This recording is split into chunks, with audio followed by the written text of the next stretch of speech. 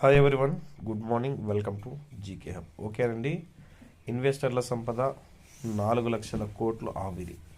ఆగని స్టాక్ మార్కెట్లు పతనానికి కారణాలు ఇవే. సో మార్కెట్లో మనందరికీ తెలిసిన విషయమేనండి, హెచ్చు తగ్గులు అనేది సర్వసాధారణము. వాటి గురించి అవగాహన లేకుండా మాత్రం ఎప్పుడు కూడా పెట్టుబడులు అనేది పెట్టకూడదు. ఓకేనండి, వీటికి గల కారణాలు ఏమన్నా తెలుసుకుందాం అనుకుంటే ఆల్మోస్ట్ ఏంటండి, అమెరికా ఫెడ్ నిర్ణయాల ప్రభావం, రూపాయి బలహీనత, అలాగే ఎఫ్ఐఐ వాళ్ళ అమ్మకాలు, భారత్ అమెరికా వాణిజ్య అనిశ్చితి, బ్యాంకింగ్ షేర్ల పతనం. బ్యాంకింగ్ షేర్లలో హెవీ వెయిటేజ్ ఏముండయండి, హెచ్డిఎఫ్సి బ్యాంకు, ఐసిఐసిఐ బ్యాంకు షేర్లు భారీగా నష్టపోవడం అనమాట.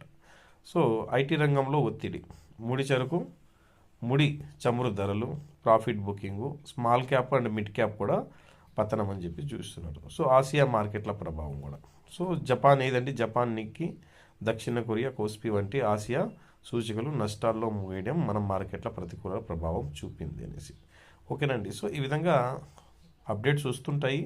బట్ ఏంటంటే కొత్త వాళ్ళు ఎవరు కూడా భయపడుకోకుండా వీటిని చూసినప్పుడు మార్కెట్లో హెచ్చుతగ్గులు అనేది ఉంటాయండి. సో దీనికి పెద్దగా భయపడాల్సిన అవసరం అయితే ఉండదు. ఓకేనండి, థ్యాంక్ యూ సో మచ్. ఇలాంటి అప్డేట్ కోసం ఛానల్ని సబ్స్క్రైబ్ చేసి సపోర్ట్ చేయండి, మరింత మందికి షేర్ చేయండి. థ్యాంక్ యూ ఫ్రెండ్స్, జై హింద్.